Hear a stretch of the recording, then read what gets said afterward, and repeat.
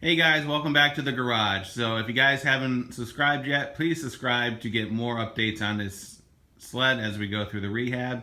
And I would love to have you part of my community. And also click on the bell to receive updates from the channel whenever I post something.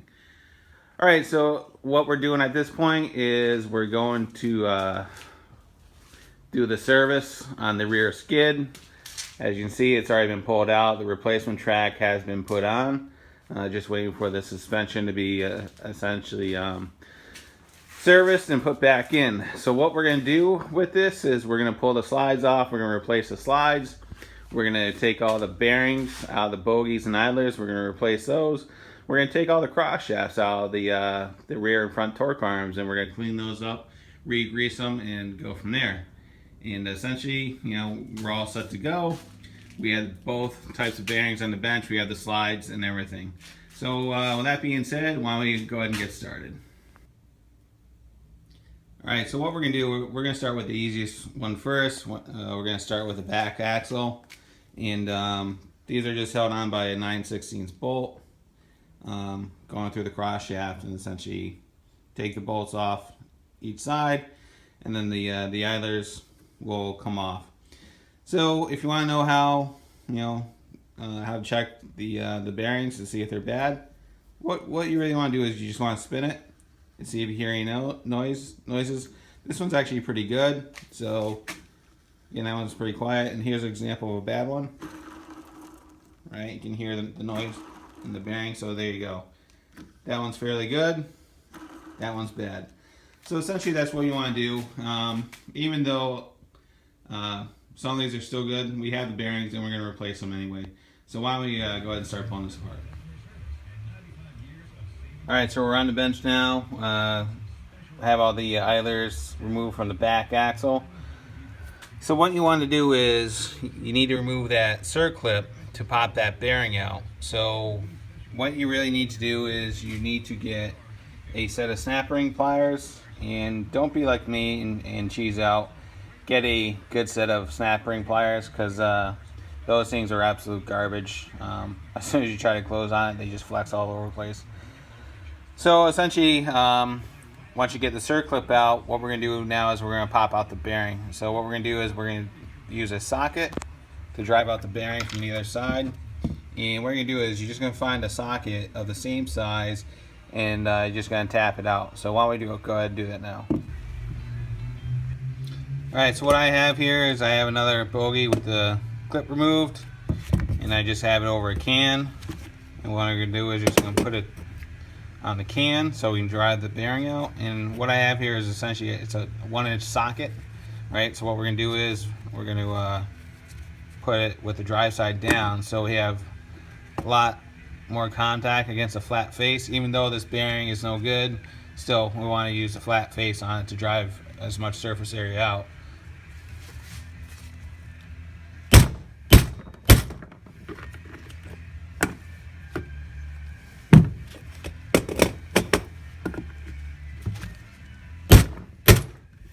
Alright, so there you go. So now the bearing has been removed.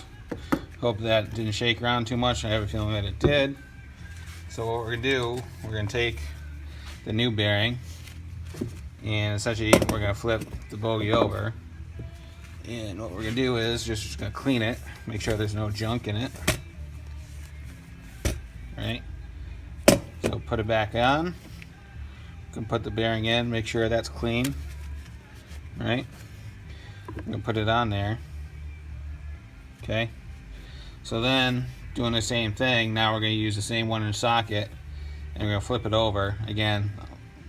As much surface on the inner race. We really don't want to be banging against the balls, and so we're going to put this on. It's going to be on the outer race, and we're just going to start it to make sure it goes in there square. Okay.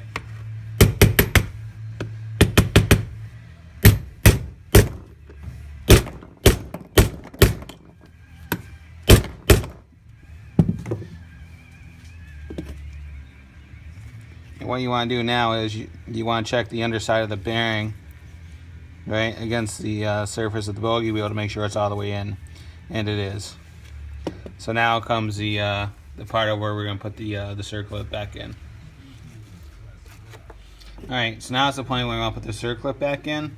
So a couple tips before putting this in. Sometimes when you take the clip out, it'll have a tendency to get bent. So you want to make sure the clip is still flat when you go to put it in.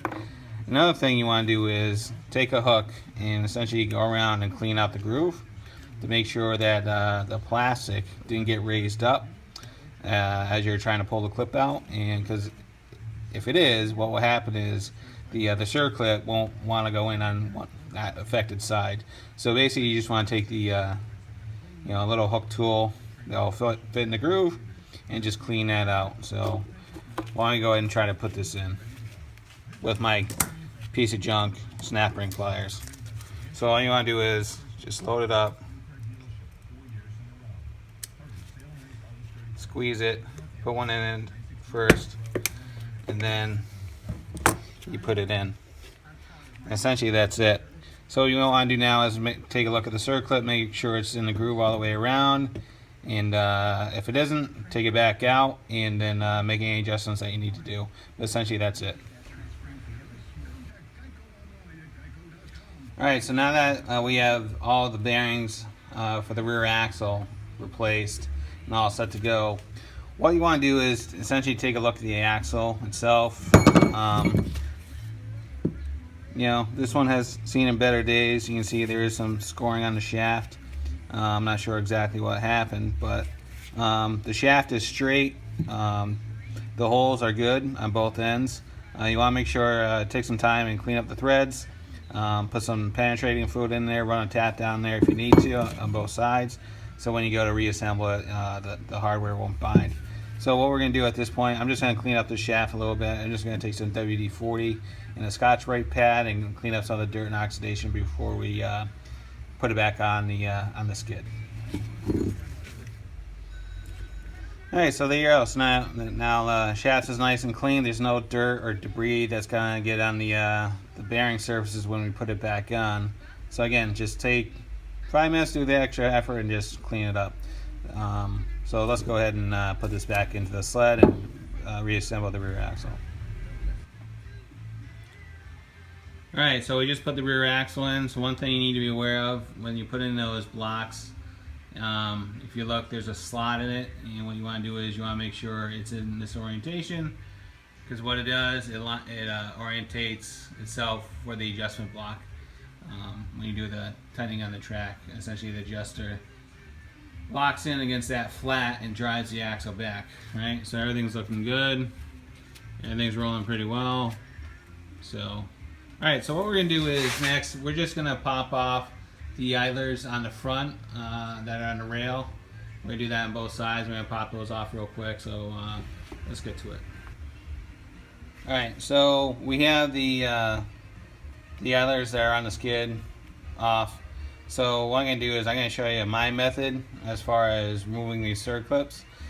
These are a little bit easier because even though it's a smaller idler, the bearing on this idler is actually bigger, so the circlip is bigger. So it's just a little easier to show on this one versus a smaller one because it's a little bit easier to see. So what you do is you're going to take your circlip pliers, and then I'm going to take a screwdriver, right? So once I get the circlip compressed, I'm going to essentially put the screwdriver underneath the clip and kind of bring it up. So let's do this. So I got it compressed, so now I'm going to take a screwdriver and there you go, that pops right out. So again, these are easier because there's more, the clip is just bigger and it's easier to get in there with the screwdriver and the circlip pliers. So little tip for you. Alright, so if you're looking for an alternative way to put your bearing in your idler wheel without beating it with a hammer and you have a vise, what you do is you just take it and put it like so. All right. So then that's gonna get it started. So what we're gonna do now is we're gonna open up the vise, and then using the same method, we're gonna close this up a little bit. All right. Then we're gonna flip it over again. And this is where you kind of need 5 hands to do this. Right. So again, we got the large surface of the socket against the inner race. So all we're gonna do is we're just gonna take the vise, tighten it, just drive it down. There you go. So now the bearing is seated in the idler wheel, and it's all the way down flush. So that's that's another way if you guys don't want to beat on it with a hammer and you have a vise available. So, all right. So here's another tip for you when you're putting these circlets back in. Obviously you're going to want to clean the groove that's in the idler. So sometimes they don't want to slide in. So what you can do, take the clip, put some penetrating fluid on it, and get it in there, right? So if you look at it, I'll bring you over, you're gonna see that the clip isn't all the way in the slot. So this is easily remedied. So all we're gonna do is we're gonna take a screwdriver and we're just gonna give it a tap.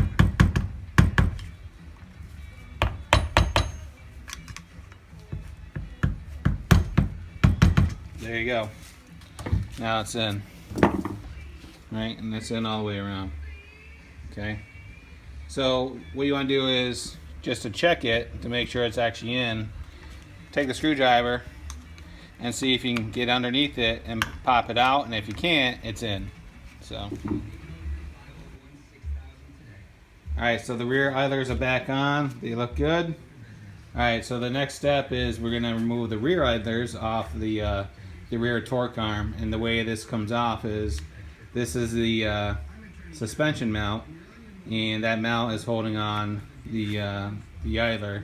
And the way this is held on is there's a spline shaft, and this aluminum piece is clamped onto the shaft, and then therefore it holds the idler on. So this is a 9/16. We're going to use a wrench and a socket to take that off. Alright, so now we're at the point where we need to take the inner set of idlers off.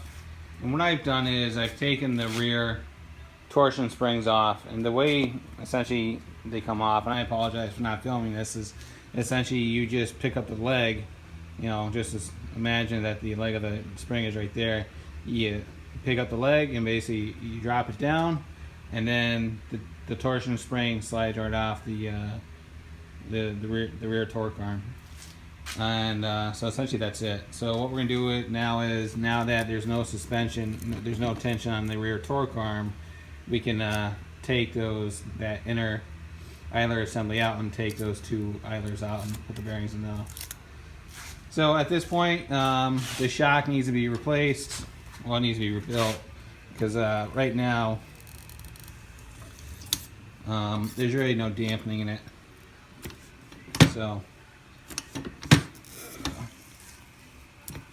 there's a little bit, but there isn't much. So based on the sled, I would say this thing's never been rebuilt. So it goes down pretty easily. So we're gonna take that shock off as well and send that out. And we'll probably send the front track shock off at the same time. That one looks a little bit worse for wear as well. All right, so let's get those inner idlers out. Okay, so I spent some time taking the front track shock and the rear track shock out. They're lying on the bench. They're gonna go out to be rebuilt. So one word of advice, take some time, put all the hardware back in place while you're waiting for the your shocks to come back, because more than likely it's going to be a couple weeks before they come back. And chances are, once you get back to it, you're not going to remember where everything went. So right now I have everything kind of in position. You know, there's the sleeve and the hardware for the upper mount for the rear shock, and there's a one for the front mount. You know, and I got everything back together. It's loose, but everything's back together. So what we're going to do now is, now that the bearings and the bogies and been rebuilt and the shocks removed, we're going to go ahead and remove the slides. So let's pop this thing up on the side and pop the slides out. Alright, so now we're going to remove the high facts or the sliders. Normally this is a 5-minute process, but unfortunately the person who put these on unfortunately stripped the bolt right out on both sides. Normally these are a 7/16 bolt. You just back it out and you remove the sliders.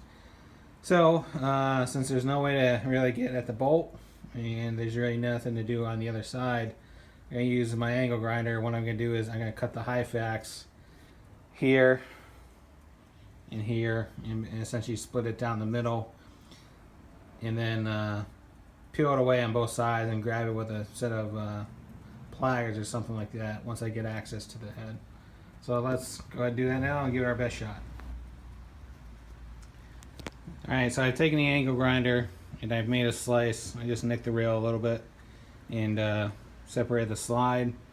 Took out the nose piece on both sides. I've yet to do anything on this side. So what I'm going to do now is I'm going to take the angle grinder and basically come right down the center of it, and basically I'll split it on both sides, and then I'll have access to the bolt. Alright, so now that we split it on both sides, we can grab the bolt, and now we can back it out. So, relatively straight process, kind of a pain in the butt, but you know what? These are getting swapped out anyway, so if we had to cut it, that's fine. And what we'll do is we'll figure out what the thread is on this, and then we'll go buy 2 more new bolts so we don't run across this again and get them replaced.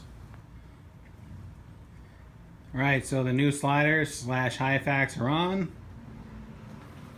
We got some new hardware, put that in, and actually use the angle grinder to put a slot in the heads of it, so in the event that go to do this again, I can just use a straight screwdriver to get in there and to back them out. So alright, so making good progress. The old slider's on the floor, destined for the garbage. So the only thing we're waiting for at this point is a return of the shocks, and what I'll do is I'll wrap this up and make another video, and when the shocks come back, and she'll putting those in, and then putting the skid back into the sled. So if there's any questions, comments, concerns, go ahead and leave them in the comments box. Please subscribe. I'd love to have you a part of my community. And as always, thanks for watching and have a great day. See ya. Bye.